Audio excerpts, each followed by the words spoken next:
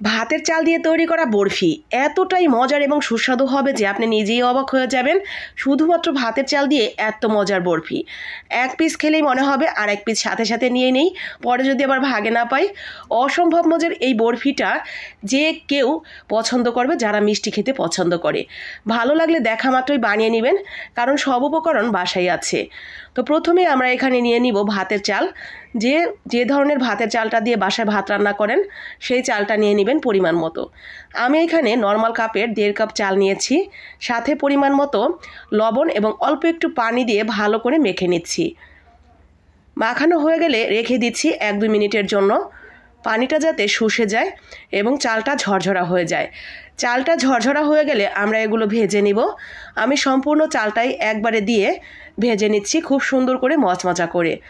ঠিক যেভাবে আমরা চাল ভাজা করি সেইভাবেই অনবরত নেড়ে চেড়ে এগুলোকে চাল ভাজা করে নিতে হবে। তবে অতিরিক্ত ভেজে গিয়ে যাতে একেবারে লাল লাল পুড়ে পুড়ে না যায় সেটাও খেয়াল রাখতে হবে, আবার একেবারে চাল চাল থাকে সেটাও খেয়াল রাখতে হবে। তো আমার ভাজা শেষ, এগুলো আমি নামিয়ে নিচ্ছি। নামানোর পরে এগুলো ঠান্ডা করে নেব এবং ঠান্ডা হয়ে গেলে তারপরে ব্লেন্ডারের জারে দিয়ে ব্লেন্ড করে নেব, একটু গোটা গোটা রেখে।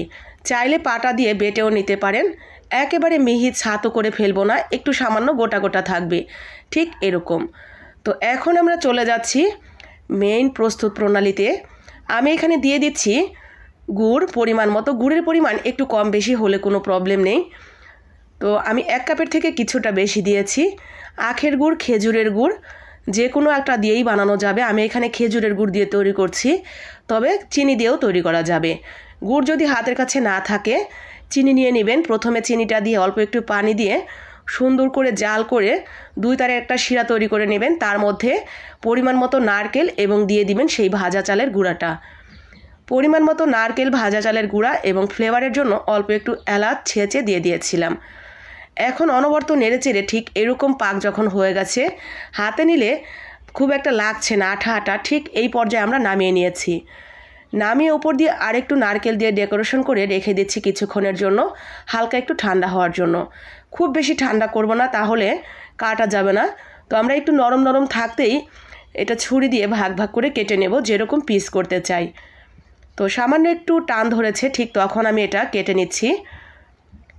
কেটে নিয়ে এটা রেখে দিলেই দেখবেন অনেকটা সময় শক্ত শক্ত হয়ে যাবে, খেতে বেশ ভালো লাগবে।